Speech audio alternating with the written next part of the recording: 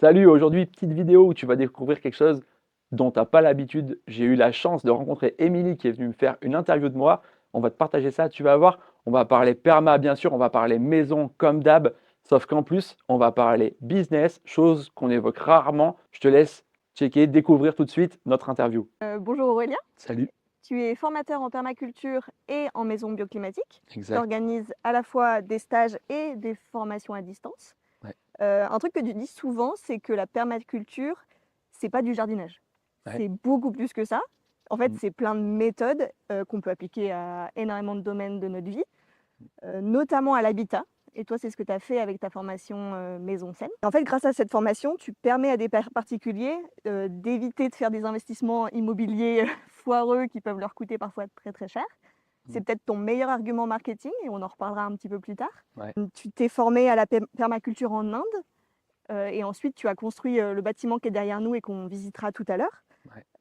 Si j'ai voulu t'interviewer aujourd'hui, c'est pas pour faire une masterclass sur la permaculture. Pour ça, je Mm. renvoie vers ta chaîne YouTube, vers ta newsletter, où il y a plein de contenus hyper précieux.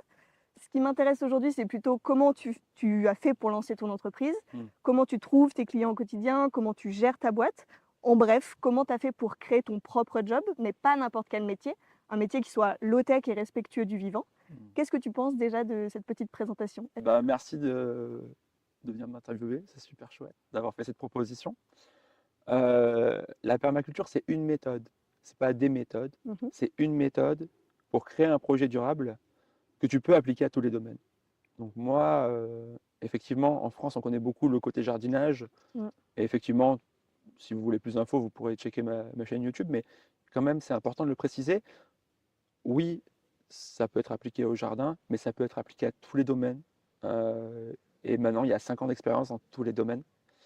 Et donc l'idée, c'est comment tu peux créer un projet durable et donc tu peux aussi l'appliquer à ton entreprise et c'est ce que Mm. j'ai fait. Vis-à-vis du bâtiment, l'idée, c'est pas spécialement de, de parler à des investisseurs, c'est plutôt de parler à des particuliers pour qu'ils ne se fassent pas avoir Mm. à partir du moment où ils vont construire, acheter ou rénover, sachant que l'énergie coûte de plus en plus cher, il y a de grosses erreurs qu'on n'a plus envie de faire. Et du coup, c'est les aiguiller pour qu'ils ne se trompent pas, malheureusement, parce que la thermique, ça reste quelque chose de nouveau. Mm. Il y a encore peu de temps, les gens se disaient l'énergie est pas chère, c'est pas grave, on paiera. Mm. Et justement, là, je renvoie à une conférence que j'ai faite il y a déjà quelques années, où j'ai dit je sais pas quand, mais là, l'énergie, ça va pas le faire. Ça va s'arrêter. Mm. Pour rebondir juste sur la fin, tu parlais d'entreprise low-tech, et je pense que c'est important de nuancer ce propos. Mhm. Moi, je me reconnais pas vraiment en tant qu'entrepreneur low-tech. Pourquoi? Bah, déjà, on est en train de faire une chaîne YouTube, tu vois, on est en train de faire une vidéo YouTube. Donc on utilise bah, des caméras, des micros, même, tu vois, on parlait de newsletter, etc. Ce qui n'est pas du tout low-tech. Pour moi, l'intérêt, c'est pas forcément le low-tech, c'est comment on fait si tout s'arrête. Donc c'est la résilience. Ça, c'est important. Mais pour moi, c'est lié. Alors déjà, enfin, Mm. mais on va pas faire un débat sur les low-tech. Absolument Mais pas. déjà, je pense qu'il ne faut pas confondre low-tech et no-tech. Exact. Low-tech, ça ne veut pas dire qu'il n'y a pas de tech du tout. Ok. C'est plus de se demander, quand on utilise de la tech, à quel besoin elle va répondre. Est-ce qu'il y a une manière plus sobre de le faire? Et est-ce que c'est un besoin qui est vraiment utile? Donc voilà, bref, moult débats, mais pour moi, Ouais. c'est pas incompatible d'utiliser des caméras et d'avoir une chaîne qui s'appelle Vivre le Tech. Et c'est d'ailleurs Yes. une question que j'ai souvent en commentaire, donc c'est bien que tu en parles. Ouais, et puis c'est vrai que bah, c'est chouette que tu précises, parce que c'est vrai que moi, j'ai vraiment l'idée low-tech de ce que tu peux faire toi-même. Et du coup, bah, on l'abordera, je pense, au cours Mm. de l'interview et dans les questions. Euh, j'ai exactement le point de vue que tu viens de donner. C'est-à-dire que, oui, moi, ça m'arrive de faire de la pub Facebook, Mm. typiquement. Et tu as plein de gens dans la perma qui vont te dire non, mais ça va pas, quoi, à la fois de faire bosser ça, etc. Mm. Et je trouve qu'il y a un juste milieu à trouver euh, vis-à-vis de toi-même. Mm. Et ce juste milieu, c'est toi et toi-même qui dois le déterminer. Est-ce que c'est juste ou pas pour toi? Mm. Carrément. Trop chouette. La première question que je voulais te poser, c'était de revenir un tout petit peu en arrière pour avoir quand même un peu la vision d'ensemble avant que tu en sois arrivé à tout ça. Comment tu as fait pour te lancer? Qu'est-ce qui s'est passé pour toi? Est-ce qu'il y a eu un déclic? Voilà. Est-ce que tu peux nous raconter un peu comment ça a démarré? Ouais. Vis-à-vis de la formation sur la permaculture, Ouais. j'ai eu la chance de faire une formation en Inde, mais j'en ai fait d'abord en France Hmm. et je me suis énormément formé. Et ça, d'ailleurs, je pense que c'est un des piliers de l'entrepreneuriat si vous allez vous former, si vous allez faire quoi que ce soit, en fait. Mmh. Formez-vous. Et, euh, et c'était un peu l'intérêt de nous, de ce qu'on a voulu faire quand on a proposé des stages à prix libre. C'était cette idée de dire aux gens, mais regardez comme c'est trop bien de se former et de retrouver juste cette puissance, tu vois, de sortir de ta case dans Mmh. laquelle on t'a mis, quelle que soit ta case. Tu vois, si tu es ingénieur, on t'a mis dans une case ingénieur où tu es bloqué. Et moi, j'avais la case du mec qui a le bac. Donc, grosso modo, la case où t'es arrivé dans une voie où tu n'aurais pas dû arriver. Tu vois, Mmh. normalement, quand tu arrives au bac, t'as cette idée où tu dois enchaîner sur la suite. Et moi, j'étais un peu en mode, je suis là, tout le monde pensait que j'allais le rater de toute façon. Donc, on s'est dit, il va redoubler. Je l'ai eu et j'ai commencé à bosser. Donc, pour la faire courte, du coup, ça enchaîne bien. Moi, j'ai eu le bac, je voulais faire de la musique. Et donc, j'avais un peu ce côté entrepreneurial, tu vois. Mes parents, ils n'ont pas eu leur boîte, mais dans la famille, j'ai beaucoup de frères et des grands-parents, etc., qui ont eu cette dynamique d'avoir des boîtes. Donc, en fait, moi, OK. j'ai ça dans le sang, tu vois. Mais on me l'avait jamais dit. Depuis que je suis gamin, je suis conditionné à être salarié. Il n'y a pas Mmh. une fois où on m'a dit, faut bosser, tu vois. On m'a pas dit pourquoi. On m'a dit, ça va pas, mais il faut le faire quand même. Le système marche mal, ça va être dur pour vous.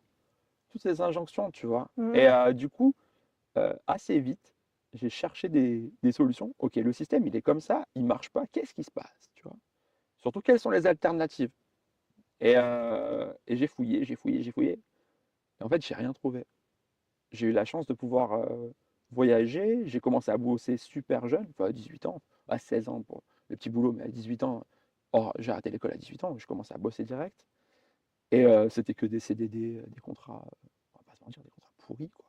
Les boulots en eux-mêmes n'étaient pas mauvais, mais les contrats étaient, tu vois, Mmh. tout en bas de l'échelle avec l'idée de tu iras nulle part. Voilà, donc on te donne pas de responsabilité, etc. C'était vraiment, c'était dommage, quoi. Et moi, je savais que j'avais ce potentiel en moi, j'avais envie d'être plus que juste un mec qui fait son travail et qui décroche à la fin. Mmh. J'étais animé par, tu vois, le sentiment de vouloir faire quelque chose de grand. Euh, Et quand j'étais gamin, typiquement, je voulais être un DJ ultra connu. Je me voyais dans les, tu vois, un Laurent Garnier, quoi, remplir des stades. Des fois, je me dis, j'en rêve encore ou j'ai raté un cap, tu vois. Une bifurcation qui s'est Ouais, mais à la fois, tout ce que j'ai raté quand j'ai essayé de faire ça, bah, justement, j'avais fait une chaîne YouTube Mmh. où je publiais une vidéo par jour. J'en ai publié 100. Donc, c'était un travail de malade et tout. Au type vidéo courte, donc qui marcherait maintenant, mais qui ne m'ont pas du tout fonctionné à l'époque. Donc, c'est assez marrant. Et peut-être que ça va décoller maintenant, allez-y. On mettra le lien vers l'ancienne chaîne C'est YouTube. ça, non, mais même pas, je l'utilise plus du tout, quoi. Mais en plus, à l'époque, ils censuraient les musiques que tu utilisais, donc je me faisais censurer tout le temps, c'était même pas la peine, bref. En tout cas, pour en revenir à ma petite histoire, il y a eu le côté, je cherche quelque chose de différent. Il y a eu le côté, je travaille parce qu'il faut travailler, et à côté, je fais de l'associatif et je voyage pour mon équilibre perso et pour me donner bonne conscience. Et en fait, c'est lorsque j'ai vu le film Demain, je Mmh. devais avoir 27-28 ans, où là, j'ai entendu parler de PERMA. Et j'ai commencé en sortant de ce film en me disant, écoute, maintenant, il va falloir réunir les deux. Il va falloir arrêter d'être, tu vas se faire l'autruche, quoi. Mmh. D'être la tête en mode, je dois travailler, et puis après, je supporte pas ce boulot, Ouais. il faut que je respire. Mmh, carrément. On va allier les deux, et du coup, sorti du film, comme tout le monde, je pense que la PERMA, Mmh. c'est du jardinage. Et j'ai la chance de me faire financer par Pôle emploi un stage de PERMA. OK. Et là, ça a été une évidence, là. Là, il Mmh. n'y avait plus du tout possibilité de revenir en arrière. C'est vraiment le truc où tu as mis le doigt dans l'engrenage Mmh. et tu t'es fait avaler. Et là, direct, je savais qu'il n'y aurait pas de retour en arrière. Mmh. Je savais que j'allais donner des conférences. Je savais que déjà, pendant le stage, je me les imaginais. C'était 15 jours de stage. Il n'y avait plus de possibilités. Mmh. Euh, et du coup, j'ai pris conscience des problèmes. euh, et en même temps, ça a été une vraie chance parce que j'ai pris conscience tout de suite des solutions. Tu parles par rapport à l'environnement là, plus, Ouais, ouais. ouais, à tout, tu vois? Au fait qu'en France, on ait 3 jours de stock alimentaire, Mmh. au fait qu'on soit tellement peu résilient de tout, tu vois? Qu'est-ce que tu fais si tu as plus d'eau demain? Demain, tu as plus d'eau. Est-ce que tu te rends compte de la chance que c'est que tu peux avoir de l'eau chaude en fait. Mm. Tu mets un robinet, tu as de l'eau chaude. Ouais, carrément. Comment ça se passe quand ça s'arrête, ça, tu Mm, mm. vois? Et nous, typiquement, on est parti de chez nous, on avait une maison un petit peu en colocation, on est parti du jour au lendemain, Mhm. on s'est retrouvé avec ma copine enceinte sur le terrain. Il n'y avait pas l'eau. Comment tu fais? On allait dans les cimetières chercher de l'eau. Mm. Comment tu fais? Tu vois, tu as cette idée-là de. Ah, ça te Tu reconnecte vois, à tes besoins vitaux, ouais, boire, te nourrir, ouais, et se rendre compte de en fait, tout ce que ça implique aujourd'hui dans notre société, complètement invisibilisé. C'est-à-dire qu'aujourd'hui, on a de la nourriture sur les rayons, mais on ne sait pas par quelle étape elle est passée et tout le boulot que c'est derrière de la produire. il y a ça, et puis surtout, tu te rends compte de ton manque de compétences, tu vois. Mmh. C'est là aussi l'intérêt de te former, tu vois. Tu te rends compte que moi, je suis un gamin, je dis souvent un gamin d'Intermarché, c'est-à-dire que j'ai toujours euh, été nourri avec les grandes surfaces, tu Mmh. vois. Donc, tu n'arrives pas à faire la distinction entre.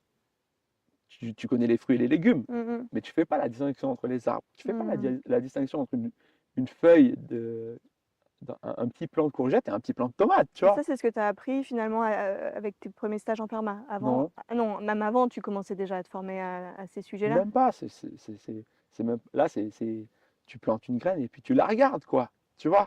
Oui, Tu l'as mais fait gamin en maternelle avec un pois chiche et puis tu l'as plus refait pendant 20 ans, tu vois. oui, voilà, mais c'est ce que tu disais, c'est que du coup, enfin, finalement, pendant des années, tu Mhm. pas pu avoir accès à ces infos-là, à ces connaissances, parce Ouais, qu'on grandit en ville, que c'est pas forcément je dans les les ai pas programmes cherchés. scolaires, que nos familles vont pas forcément nous transformer, qu'on va pas forcément les chercher. Mhm. Et donc, c'est sur le tard, en tant qu'adulte, que tu te formes à tout ça. Mhm. Heu, Grâce à ce stage en perma, tu as un peu ce déclic de dire: «Ça y est, c'est bon, j'ai trouvé le type d'entreprise que j'ai envie de créer».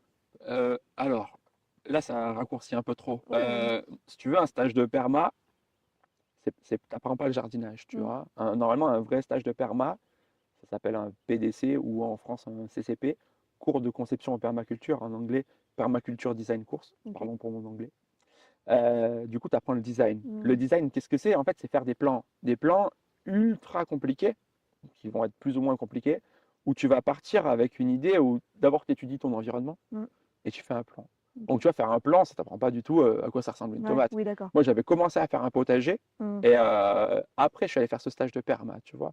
Donc, grosso modo, si tu veux apprendre à quoi ça ressemble, tu vas juste dans quelqu'un qui vend des plans et puis tu commences à acheter deux, trois bouquins, tu vois. Ouais. Mais là, ça faut le faire, tu vois, tu le fais. Et assez vite, tu reconnectes. Parce que quand même, si nous, on n'y était pas, nos grands-parents, ils y étaient quasiment Mmh. tous, quoi. Mmh. Euh, mais c'est plutôt, le stage, c'est plutôt la prise de conscience, tu vois. Savoir Mmh. que tu sais rien de ce qui est important, mais que tu as la possibilité d'apprendre. Et maintenant, tu vas t'y mettre, en fait. Ouais, ça ouvre une porte, en fait. Tu te dis: «Mais Ouais, waouh, il y a ouais. tellement de choses derrière cette pièce et j'ai trop envie d'aller voir» et Ça ouvre un potentiel. ouais, Et c'est le tien. Il y avait pas de peur ou de blocage, il y avait une soif d'apprendre. OK. Tu vois, donc là, après, je suis parti en Ouais. Inde pour apprendre plus. Mmh. Je suis appris en France et après, je me suis dit, le niveau France est correct, Mmh. mais vis-à-vis du niveau international, tu vois, Mmh. c'est un peu comme si tu comparais une équipe de foot, l'équipe de la ville du coin, et puis tu prends les championnats du monde, quoi, tu vois. Donc moi, j'ai eu la chance de me former et d'aller voir les top mondes. Mmh. Et là, du coup, après, quand tu rentres, bah déjà, comme personne l'a fait, il y a plein de gens qui parlent de perma ici. Mmh. Il n'y a pas grand monde qui s'est formé en perma. Il y a beaucoup de gens qui ont vu 3 vidéos YouTube et qui après ils se sont lancés, quoi. Et moi, du coup, j'ai commencé par énormément me former. Et ensuite, ben, j'ai mis en place, tu vois, le premier truc que j'avais envie de faire, c'était pas monter une boîte, c'était me mettre à l'abri. Mmh. C'est un peu comme ça que j'ai construit Ouais, ici, tu vois. OK. Le premier truc, c'était me dire, ok, je suis pas absolument pas résilient et je veux l'être. Mmh. Je veux plus dépendre de choix politiques, je veux plus dépendre de l'extérieur, je veux pas dépendre de la fatalité, je veux être plus résilient. Donc je vais construire un endroit qui va me mettre à l'abri et qui va mettre ma famille à l'abri. Mmh. OK. Mais qu'est-ce qui se passe si finalement le monde reste tel qu'il est? Bah, cet endroit, ça sera une vitrine Mmh. qui me servira pour développer mon entreprise. OK. La perma, en fait, c'est des filtres. La perma, c'est 3 éthiques. Et ça, c'est super intéressant de le comprendre parce que si tu commences maintenant et on te dit, bon, donne-moi 3 idées pour créer un monde parfait. Comment tu fais une boîte en perma? Tu fais une boîte qui prend soin de la terre, Donc on va dire de l'environnement au global, tu vois. Donc on peut dire l'eau, l'air, l'environnement, les insectes, grosso modo. Souvent on me dit, mais comment tu sais que ça prend soin de la terre? J'ai envie de dire, au fond de tes tripes, tu le sais, tu vois. Tu prends cette première éthique, prendre soin de la terre. La seconde, c'est prendre soin des gens. Est-ce que l'entreprise, elle prend soin des gens avec qui tu travailles? Mm. Comment tu les traites? Est-ce qu'elle prend soin de toi? Il y a plein de permaculteurs qui finissent en burn-out. Déjà, ça n'a pas de sens. Bien sûr. Normalement, tu dois prendre soin de toi. Donc, est-ce que ce que tu fais, ça prend soin de toi? Et la dernière, c'est comment tu produis l'abondance. Et ça, c'est super important. Parce qu'il y a vraiment cette idée dans l'écologie, des fois, de je veux pas nuire, tu vois. Mm. Et du coup, j'ai moins, j'ai moins, j'ai moins. Et c'est pour ça que c'était bien ta définition du low-tech.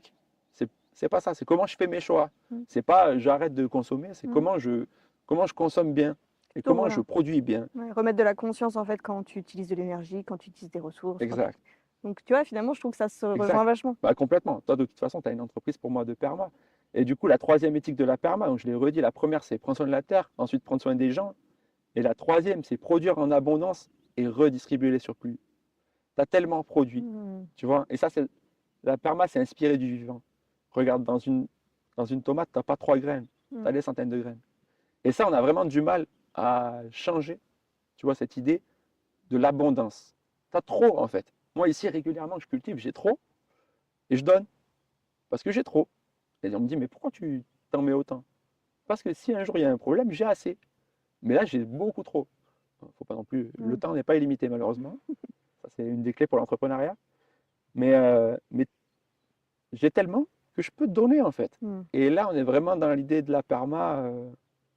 Et du coup, j'ai hâte que ça soit pareil pour l'entrepreneuriat, tu vois. J'ai trop d'argent. Il y a un moment où tu peux inviter les copains au restaurant. Et moi, par exemple, j'avais un grand-père qui avait une grosse, grosse boîte dans le bâtiment.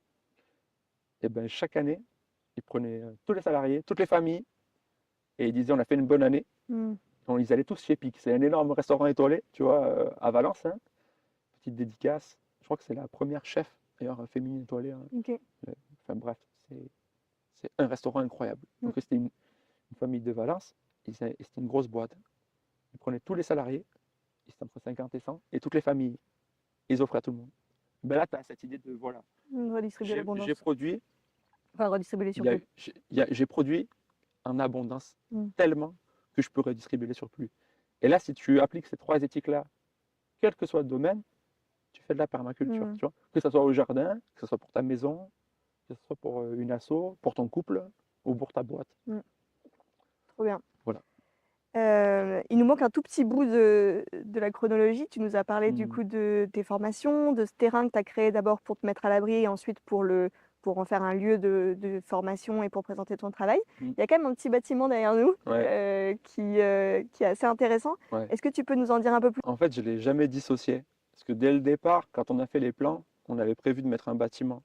Pourquoi? Parce que l'objectif d'ici, c'était se mettre à l'abri. Mm. Et c'est pour ça que la permaculture, c'est pas du jardinage. Au début, les formateurs, enfin, ceux qui ont créé la permaculture, c'était vraiment des génies, hein. C'était des gens incroyables. Bill Mollison, qui est le premier fondateur, est mort, mais David Holmgren est encore en vie. Euh, Lorsqu'ils créent la perma, ils partent d'un constat.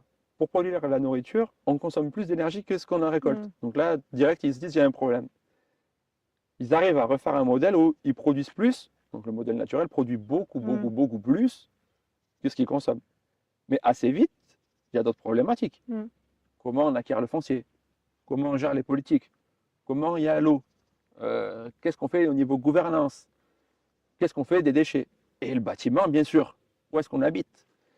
Donc nous, quand on est arrivé ici, il y avait tout de suite l'idée, la première chose qu'on a fait, c'était récupérer l'eau, comme il n'y avait pas l'eau. Donc on a creusé des mares et on s'est dit, bon, comment on va faire pour récupérer l'eau? Ensuite, assez vite, j'ai planté plein d'arbres.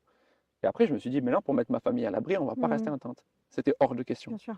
Et du coup, tout de suite, il y a eu la dynamique de comment on fait un bâtiment qui va ne consommer que très peu d'énergie. Mm. En perma, il y a beaucoup de yourtes, De de- dôme, d'habitat voilà, léger. d'habitat Ouais. léger, qui au final, quand tu regardes l'histoire, parce qu'en perma, on va beaucoup regarder, s'inspirer de ce qu'ont fait les anciens. Tu vois. Mm. Mm. Un empire comme l'Empire romain, il se voyait millénaire, il se voyait encore présent maintenant. ils avaient une très bonne gestion de l'eau, on le voit encore avec les aqueducs, et c'était excellent bâtiment. Moi, je me suis inspiré de ça, tu vois, et même beaucoup plus ancien. Depuis 10 000 ans, j'ai regardé le bâtiment, comment ils ont fait pour faire des bâtiments. Et en général, les habitats légers, qu'est-ce que c'est? C'est des habitats pour des peuples Bien nomades. sûr. Donc, moi, là, c'était pas le but. Moi, là, ce que j'ai voulu faire, c'est quelque chose qui sera encore utile dans un siècle ou deux. Donc, tout de suite, il y a eu l'idée de je vais investir beaucoup. Donc, à la fois, comment on fait rentrer de l'argent? Après 1 an, on avait déjà de quoi montrer des choses. Donc, on a commencé à lancer des stages. Et tout de suite, l'argent que j'ai gagné, je l'ai réinvesti ici. Tu vois, je l'ai réinvesti en plantant plus et donc en créant un bâtiment et en le construisant. Voilà. Et ensuite, fort de cette expérience, déjà, en fait, c'était sur les plans, la recherche qu'il y a eu, etc. Des nuits et des nuits à cogiter, Pour comprendre etc. la thermique des bâtiments, les choses comme ça. Et comment, en fait, étudier le lieu pour trouver les bonnes réponses, aller étudier l'histoire, trouver ce qu'avaient trouvé les anciens, justement là en low-tech, tu vois. Ah bah oui, et puis maximiser l'énergie solaire qui est abondante et qui du coup on utilise Ouais. très peu dans nos bâtiments. Alors ça, c'est la base, tu vois. Ouais. Donc ça, mais tellement plus loin. Tu vois, par exemple, le déphasage, c'est une technique qui a 4000 ans. Bien sûr. Donc décoder les bâtiments anciens, trouver tout ça, etc. Déjà, c'était passionnant, cette recherche-là. Et après, faire les choix. Déjà, une fois que j'avais fait tous les choix, j'étais capable de conseiller en thermique de bâtiment. Mais là où ça a amené un volet, une dimension différente, ça a été de le construire, le bâtiment. Parce que là, tu as les mains qui saignent. Là, tu vois ce que c'est que faire une journée de 12 heures, te faire exploser, te retrouver face à un artisan qui te dit non, non, il faut faire comme ça, alors que toi, tu es persuadé de l'inverse. Ouais, te retrouver avec gérer pas un, mais 3 artisans qui ont 3 corps de métier différents. Là, tu es dans le dur, là. Et ça te change. Là, le problème du bâtiment, mais le problème un peu de chez nous, c'est que tu as des experts dans chacun des domaines. Et là, du coup, tu as le côté, en général, un mec qui est très très bon en thermique, il est super bon sur Excel, quoi. Et là, tu Comment avais. tu fais que ces experts arrivent à travailler ensemble dans la même direction alors qu'ils connaissent pas forcément les contraintes des autres ou... C'est là que moi, j'ai créé une case qui n'existait pas, tu vois. Ça c'est un peu l'idée de trouver sa niche. Moi, je suis allé. En fait, les dés, ils étaient pipés, j'ai triché. Souvent, on me dit comment t'as fait? J'ai triché. J'ai fait de la prospective. Je me suis dit, il va y avoir un problème d'énergie. Sachant ça, je suis arrivé ici, moi j'avais vraiment plus peur que, pour moi, le début du collapse, c'est le Covid. C'est le moment où pendant 2 mois, on me dit, vous restez chez vous, quoi. Donc là, il y a vous restez chez vous, on continue à vous donner de l'argent. Mais imagine qu'il y a vous restez chez vous, chacun doit se débrouiller chez son petit chez soi. Donc là, moi, je me suis dit, pendant 2 semaines, ok, je développe le côté internet. Et après, quand j'ai entendu 2 mois, j'ai arrêté ma boîte et je suis allé planter des patates, tu vois. En me disant, si là, les étals, elles ne se remplissent pas, ça va vraiment, vraiment faire mal. On l'a vu, hein. Il y a eu des micro-pénuries. Mais si les frontières, elles ferment, bien sûr. c'est plus la même. Donc, nous, on est chanceux chez nous parce que c'est un pays riche avec une monnaie forte. Mais quand il arrive ça dans les autres pays, et c'est pour ça que justement, il n'y a pas eu de confinement ni rien, dans un pays pauvre, il meurt, quoi. Donc là, moi, je suis beaucoup plus rassuré qu'à l'époque. J'ai plus cette idée où ça peut s'écrouler du jour au lendemain. Mais en fait, l'inflation, qu'est-ce que c'est? C'est un écroulement qui est lent. On voit petit à petit ce que tu pouvais t'acheter, tu peux plus te l'acheter. Il y a les boîtes qui ont fermé. Ouais. Bien sûr. Donc là, pour moi, on y est confronté. Et en fait, dès le départ, je savais, c'était assez facile de s'en douter maintenant, hein, mais ce qui est intéressant, donc là, on pourra le voir sur la prospective, c'est que moi, dans les vidéos que j'ai fait, avant que ça arrive, j'ai dit qu'il allait y avoir un problème d'énergie.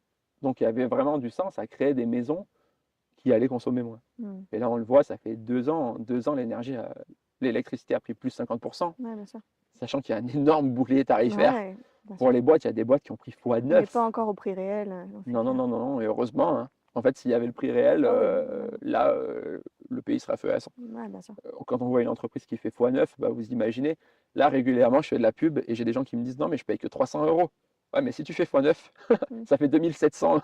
Qui c'est qui peut payer 2700 euros de chauffage, quoi, par mois, hein. Oui, c'est de savoir que ça ne va pas aller en diminuant, quoi. Donc, ça pourrait. Mais actuellement, c'était facile en regardant les chiffres de se douter qu'un jour, il pourrait y avoir cette augmentation. Moi, j'ai réfléchi à ça, je me suis protégé, et maintenant, j'en ai fait ma force. Oui, bien sûr. voulais justement que tu nous parles un peu plus de ta formation Maison Scène. Ouais. Donc juste pour, qu'on ait un peu la vision d'ensemble, tu as tes stages de permaculture qui, eux, sont en présentiel Oui, et tu as la formation Maison Scène qui, elle, est une formation à distance. Est-ce que tu peux, voilà, nous en dire un peu plus sur, ouais. ce que les gens y apprennent Mmh. et Alors, la formation de perma, non, c'est pas une formation, il faut faire attention, c'est un mmh stage. Parce que la formation, c'est vraiment quelque chose de normé. d'accord. Donc, c'est un stage, euh, on l'a fait filmer. Donc, il y a plein de gens, nous, on limite les places, on a cette chance, en fait, Mmh mh. d'avoir trop de clients. Mmh mh. Pourtant, on fait un stage par mois et on limite, en fait, à 15 places parce que on le fait pour nos gosses, on le fait pas pour l'argent. Et on le fait aussi, on a envie que ça reste à taille humaine Mmh. et qu'il y a cet échange. Bien sûr. Et jusqu'ici, c'est en salle quand même, c'est pas, il y a une visite, hein, mais c'est en salle. C'est une vraie Mmh. transmission de connaissances. Et donc, en fait, pour que ça reste à taille humaine, on s'est limité à 15 personnes. Il y OK. a un peu plus, un peu moins, mais on s'est limité à 15 personnes. Et du coup, le stage, je l'ai fait filmer, je l'ai chapitré et je l'ai mis en ligne. C'est Mmh. juste que les gens ont vraiment envie qu'on se voit, Bien quoi, sûr, ouais, tu ouais. vois, et c'est un peu, il y a ce côté-là. Mais pour tous les gens qui, bah, si vous voyez cette vidéo et que vous êtes un peu loin, moi je suis en Ardèche à Tournon-sur-Rhône, entre Lyon et Valence, vous pouvez tout à fait, si vous adhérez, si ça vous plaît, quoi, jeter un œil. Il y a déjà toute une partie qui est gratuite, donc là je vous en renvoie sur le lien que vous trouverez dans la description. Mmh. Euh, et il y a plein de vidéos qui sont offertes en fait. Mmh. Et après, si les gens ont envie, je l'ai vraiment mis à prix cadeau parce que c'est ce que je dis, même à plusieurs tarifs, parce que c'est plutôt pour nous, nos enfants qu'on le fait. Donc il y a des gens qui le suivent à distance. Mais OK. l'immense majorité, Ouais, bien sûr, et formés sur place. vient en présentiel parce que nous, on aime bien et parce que les gens demandent ça en fait. Donc Mmh. ça, c'est aussi quelque chose qui est important dans l'entrepreneuriat. Il faut faire ce que les clients ont envie. Mmh. Et en plus, Oui, moi, c'est vrai que je préfère qu'on se voit, c'est toujours quelque chose oui, de ils viennent beaucoup pas plus chercher sympa. que de l'information. Mm. Ils viennent aussi, rencontrer d'autres personnes qui partagent les mêmes interrogations, Ouais. pouvoir toi te rencontrer parce qu'ils te suivent peut-être Mm. depuis quelque temps. Et puis, il y a aussi ce côté, tu vois, avec le côté jardin, il y a beaucoup d'interrogations sur le jardin. Mmh. Et c'est des gens qui aiment la terre, qui aiment sortir, qui aiment, tu vois, ils n'ont pas envie d'apprendre ça sur leur écran, Mmh tu mh. vois. Donc, et puis là, on arrive, on a des super commentaires, hein. Les gens, ils sont ravis. On arrive à créer une émulsion où ils passent vraiment un bon moment. Mmh. Et c'est vrai que moi, je trouve que j'ai suivi plein de formations en ligne, c'est très bien, Mmh. mais ça ne pourra et ça ne doit pas remplacer Mmh. l'humain. Ouais, ouais, bien Ça sûr. amène quelque chose qui est différent. Exactement. Ça amène quelque chose qui est complémentaire. Et c'est Mmh. pour ça que dans Maison Scène, ce que j'ai fait, c'est que c'est pareil. Il y a une version en ligne Mmh. et une version présentielle. OK. Les infos, elles sont profondes en fait dans le bâtiment. Mmh. Et comprendre, moi j'amène que la thermique du bâtiment pour que les gens ne fassent pas des erreurs où ils vont perdre des milliers d'euros. Mmh. Malheureusement, ça arrive régulièrement. Ouais. Tu vois, tout à l'heure, tu parlais de l'orientation. Une maison qui est mal orientée, c'est une maison que tu vas devoir chauffer. Ouais. Une maison qui est aussi mal orientée, c'est une Refroidir. maison que tu vas devoir, ouais, tu vas mourir quoi. Donc Bien l'été, sûr. tu vas t'enfuir, tu vois. Alors justement, on parlait du soleil, ben, on s'est fait un petit peu chasser de dehors et qu'on commençait à voir le soleil en pleine tronche. Donc on s'est rapatrié dans la serre, ce qui fait qu'on a pu faire tomber les manteaux et qu'on va continuer l'interview ici. Du coup, on parlait de ta formation Maison Scène. Tu Ouais. m'expliquais qu'il y avait format distanciel, format présentiel. Mhm. Distanciel notamment parce qu'il y a beaucoup de connaissances à avoir Mhm. pour savoir si une maison, elle va te coûter un bras en énergie ou si c'est une maison qui a été bien conçue et auquel cas tu vas pouvoir dépenser peu d'énergie pour la faire fonctionner.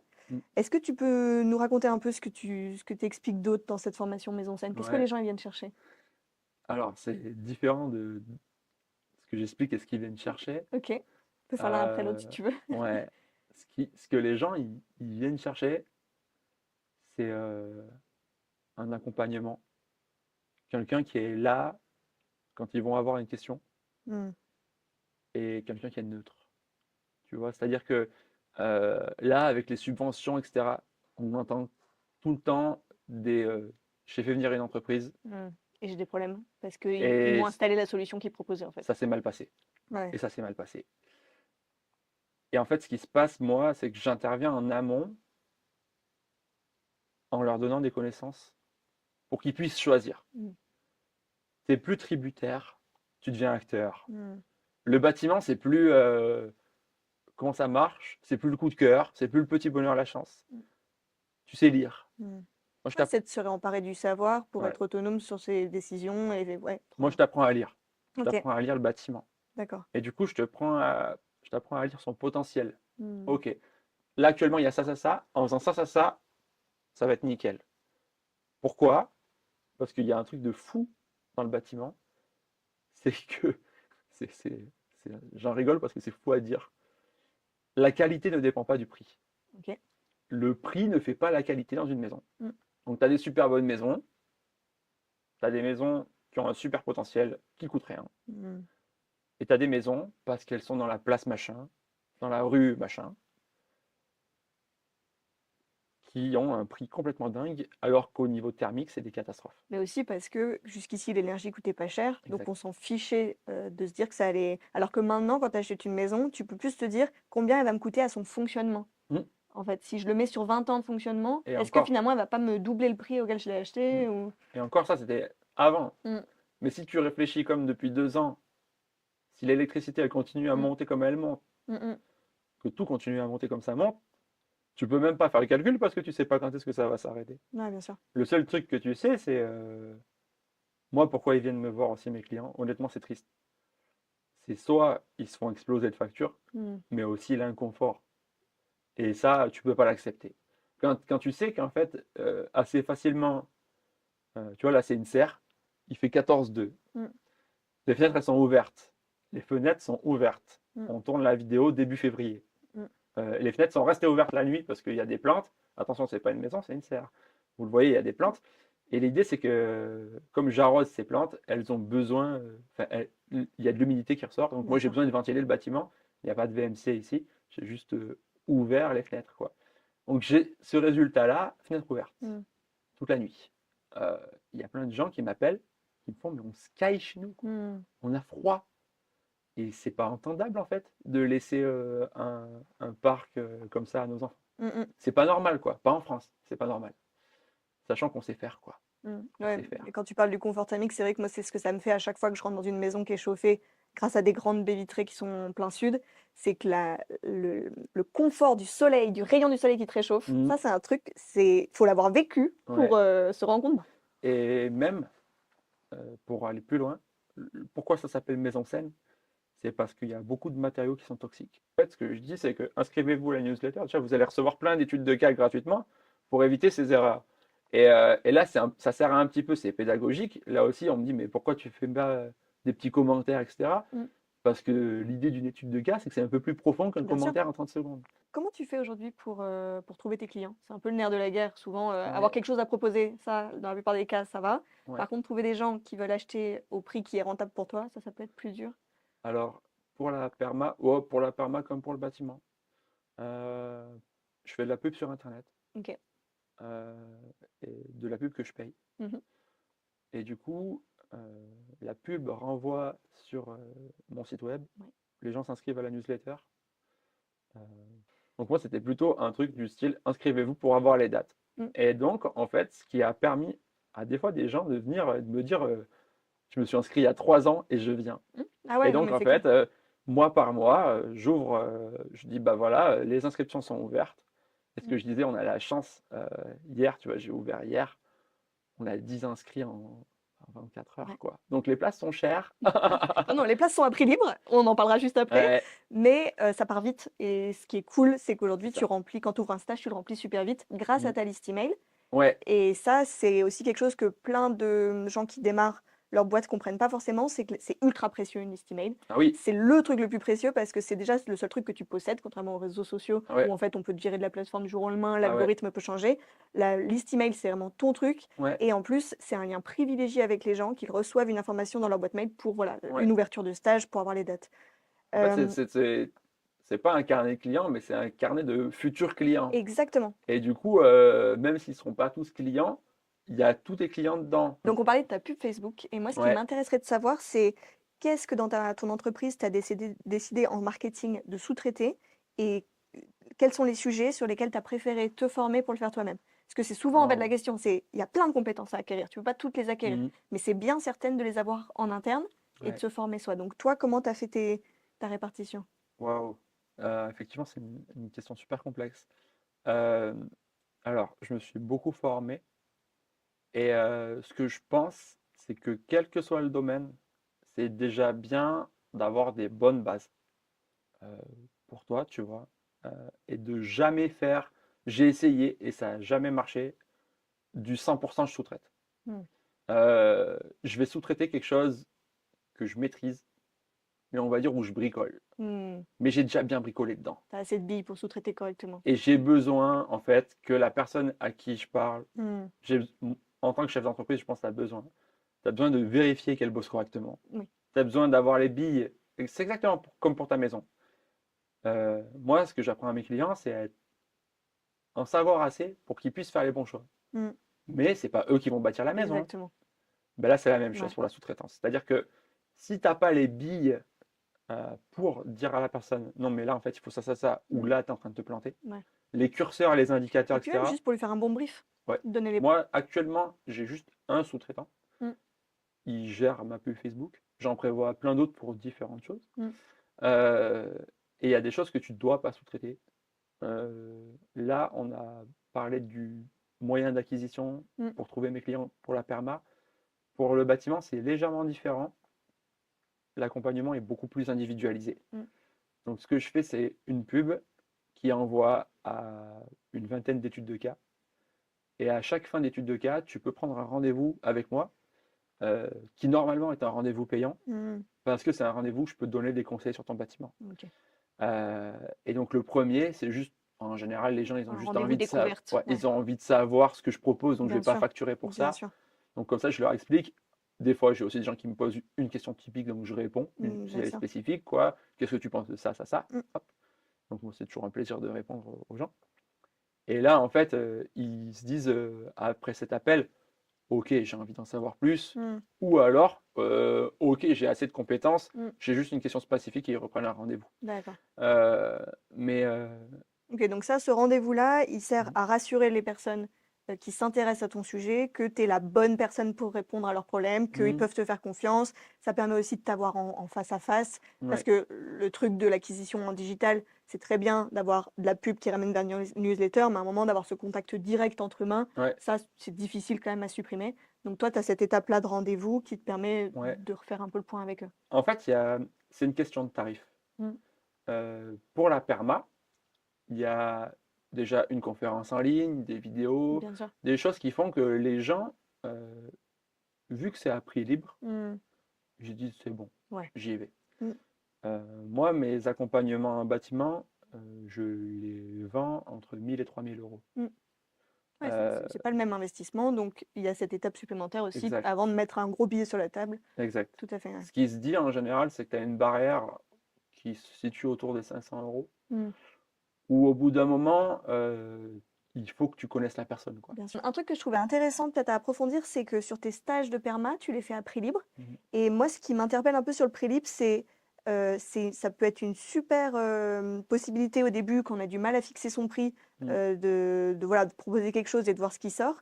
Mais je remarque aussi que ça peut être un peu une stratégie pour pas se poser la question du prix, justement. Mhm. Donc toi, quel est un peu le retour d'expérience que tu as sur le prix libre? Je trouve que le prix libre, c'est un super outil à partir du moment où tu apportes une vraie valeur. Nous, pour les stages de perma, c'est exactement ça. C'est-à-dire que la plupart des gens, ils pensent qu'ils vont avoir une journée où ils vont apprendre le jardinage et quelque chose qu'on pourrait trouver dans les bouquins, etc. Et en fait, ils repartent avec tellement plus que ça qu'ils sont super généreux. Il y a un autre truc aussi où c'est génial, c'est que si tu ne sais pas vendre, Mm. c'est excellent. Mm. Tu dis aux gens de toute façon, venez, vous prenez aucun risque Mm. et vous donnerez ce que vous voudrez. Le pendant de ça, c'est que tu dois être OK avec le fait que quand tu t'es donné à fond, les gens te donnent 10, 20 balles. Donc là, c'est un peu à toi à trouver un équilibre. Nous, ce qu'on fait en fait pour les stages de perma, c'est qu'on demande une caution et que la majorité des gens, l'extrême majorité des gens, nous disent vous conservez la caution. Donc il y a déjà un minimum, on va dire. Mm. Et en plus, nous, le minimum, il nous permet de payer la pub, la Mm. salle, etc. Tu Mm. vois. Mais ce qui fait que l'équilibre, pour nous, il était bon parce qu'on savait Mm. exactement pas vendre. Si on avait dû dire venez faire un stage de perma, Mm. promis, ça va vous changer la vie, etc. Horrible quoi. Alors que là, on dit bon, écoutez, venez, ça le fait. Mm. Après, c'est ce que je disais, pour les autres formations que je propose, il y a un tarif. Mm. Il y a des fois un tarif à prix libre avec une fourchette, et il y a des fois un prix fixe.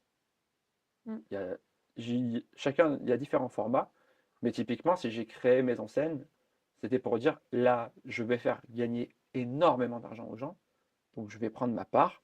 D'autant que tu as une garantie incroyable sur Ouais, Maison Scène. ouais. Ça fait pas même partie du truc. Ah Enfin, si oui, tu veux expliquer un peu. moi, c'est ce que je dis à mes clients.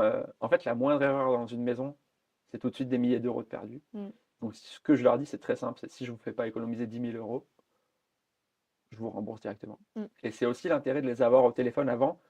Ça me permet, moi aussi, je choisis mes projets, je choisis mes clients. Je Mm. ne veux pas être avec quelqu'un qui est en mode pur business.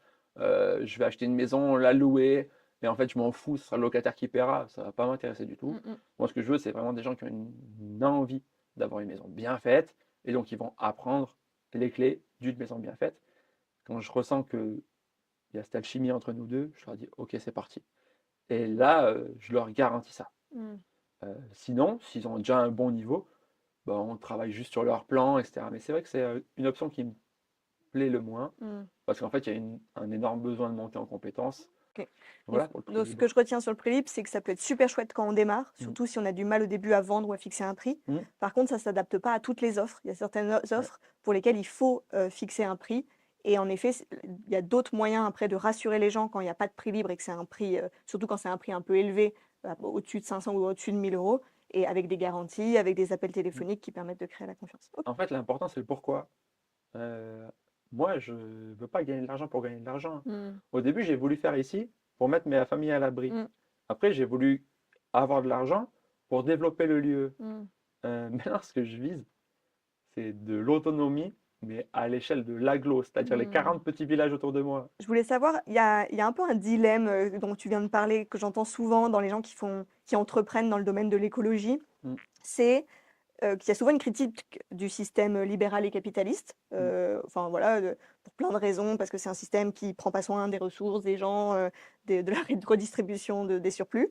Mm. Euh, et en même temps, quand on commence à se mettre à son compte, eh ben, on apprend à vendre, on apprend à faire du marketing. Mm. Et il peut arriver parfois qu'il y a un besoin de réconciliation entre voilà, cette critique du système capitaliste et l'entrepreneuriat. Est-ce que toi, c'est quelque chose que tu as dû résoudre?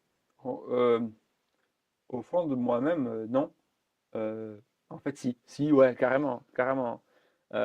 Pourquoi? Parce que moi, depuis que je suis petit, j'avais cette idée. Ah, tu vois, maintenant, c'est loin. Donc, je réponds non, mais en fait, si. Euh, L'argent, c'est pas bien. On me l'a mis dans la tête, ça. C'est vraiment, on me l'a mis dans la tête. Et un jour, j'ai fait un coaching qui m'a sorti de ça. Et c'est là que tu vois un bon coach. Mm. C'est pour ça que comment tu peux tarifer un bon coach? Euh, c'est difficile à dire. Mm, C'est une phrase. mm, mm, Une phrase, elle m'a retourné. Et, euh, et du coup, on est sorti de l'argent, c'est pas bien. mm, Tu peux, si tu penses comme ça, tu peux pas payer le loyer à la fin du mois. Et du coup, j'ai eu besoin de ce coaching. mm, Après ça a roulé. Vis-à-vis du système actuel, rien n'empêche d'utiliser ses forces, les forces du capitalisme, et d'y mettre les filtres de la perma. mm, mm. Tu vois, tu crées quelque chose qui va générer l'abondance. Donc ça, le capitalisme, il sait très bien le faire. Sauf qu'il le fait au détriment, pas toujours, hein, mais de l'humain ou de la planète. Mm. Ben, toi, tu crées quelque chose, moi c'est ce que j'ai voulu faire avec Maison Scène, Mm. euh, qui répond à tes propres critères, quoi. Ouais, carrément. Donc, Et si on revient un petit peu en arrière, si tu avais un peu un conseil aujourd'hui à donner au toi du passé quand tu t'es lancé, ça serait quoi? ne n'écoute jamais tous les gens qui vont te dire que tu n'y arriveras pas. Mm. Tous ces gens, c'est des pollutions. Mm. Et c'est les plus proches qui vont te dire que tu n'y arriveras pas. Mm. C'est tes plus proches. Souvent, l'entourage peut être assez dur Horrible. là-dessus parce qu'ils projettent leur propre peur de nous voir en insécurité financière. Mm. Et du coup, c'est vrai que c'est pas forcément les meilleurs soutiens, là, alors que c'est justement ce dont on a besoin d'eux. Donc, si vous êtes proche de quelqu'un qui monte une boîte, surtout, soutenez-le. Voilà, c'est la chose que vous avez à faire. Ben, ou alors, Ou ne dites rien. ne Voilà. dites rien. En fait, taisez-vous. Essayez, en fait. Et moi, c'est ce que j'ai envie de dire à mon moi de jeune. Mm. Essaye. Ouais. Et dernière question pour Mm. les collapso entrepreneurs qui sont encore là à ce stade de l'interview. Ouais. On a parlé tout à l'heure des effondrements. Ouais. Est-ce que tu aurais un message pour les générations futures? Si tu avais Ouais. un message à envoyer, ça serait quoi? Bah déjà, moi, ce que je dis toujours aux gens les plus jeunes, c'est profiter de la vie. Donc, sur la collapsologie, tranquille, on va sauver le monde là. Et c'est à nous de le faire. C'est à nous de le faire. Donc moi, souvent, on me dit, ouais, les enfants, je leur dis, laissez-les tranquilles. Laissez-les tranquilles. Et quand ils Après, mettent... quand je disais effondrement, Ouais, c'était pas forcément réchauffement climatique, hein, ouais, j'étais plus mais large ça... comme question, hein. C'est les Mais... effondrements, Ouais. qu'ils soient politiques, Mm. social, voilà, qu'on peut connaître aujourd'hui. Mais sur le... Sur le... Ça se résout pas au climat, ma Ouais. question. Mais Mais... pour moi, le climat, c'est vraiment un enjeu. Mm. Parce que c'est là où, justement, déjà, on met trop de pression sur les jeunes. On a les solutions, avec la perma, on les a toutes, et on peut le faire. Donc ce qui va faire qu'on s'y mettra, c'est le fait, nous ce qu'on dit en permaculture, c'est à partir du moment où tu as 15% des gens sur un territoire Mm. qui font, pas qui parlent, qui font, Mm. ça bascule. Donc si tu veux, l'espoir, il est là. Moi, j'aime pas Mm. parler de ce qui va pas. Ok, je Mais par comprends. contre, le premier truc, c'est ouais, voilà, enlever cette culpabilité. Ça fait 2000 ans qu'on a cette culpabilité, qu'on peut Mm. rien faire. Mm. Et du coup, ça, c'est vraiment important. Laissez-vous guider par le plaisir, sans tomber dans l'extrême de Bien faire sûr, n'importe quoi, évidemment. bien sûr. Mais là, tout nous amène énormément de culpabilité. Il faut Mm. sortir de ça. Il Mm. faut en profiter. Le travail, il est à nous. C'est à nous de le faire. Mm. C'est à nous de le faire. Et pour être en capacité de bosser comme un dingue, il ne faut pas avoir de regrets, donc il faut avoir vécu avant. Tu vois, il faut avoir vécu avant. Le pire que j'ai pu entendre moi quand j'étais jeune, que j'ai refusé parce que j'ai décidé des fois de quitter mes emplois pour partir en voyage, c'était tu profiteras à la retraite. Mm. Mais au secours, Mm. en fait. Donc profitez de votre vie maintenant, c'est ce qui vous donnera la force, Mm. Mm. quand vous en aurez envie ou besoin, de travailler comme un acharné. Et laissez-vous guider par le plaisir. Faites un travail qui vous plaît. Faites quelque chose qui vous anime. Et c'est ce qui fera que si même l'extérieur collapse, ça ira. Merci beaucoup pour Merci toutes à ces toi. infos. Voilà, j'espère que ça t'a plu. Comme tu le sais, moi je ne suis pas vraiment un aficionados de YouTube. Toutes les informations, je préfère te les partager dans ma newsletter. Je te laisse t'inscrire, que ce soit pour la perma ou pour le bâtiment. Je te mets les deux liens. Au niveau du bâtiment, en ce moment, je le développe énormément. On a plein d'études de cas qui arrivent. Va jeter un œil. Et pour la perma, les stages sont toujours à prix libre. Fais attention, ça se remplit très vite. Si tu veux les dates, c'est avec la newsletter. Merci et à bientôt.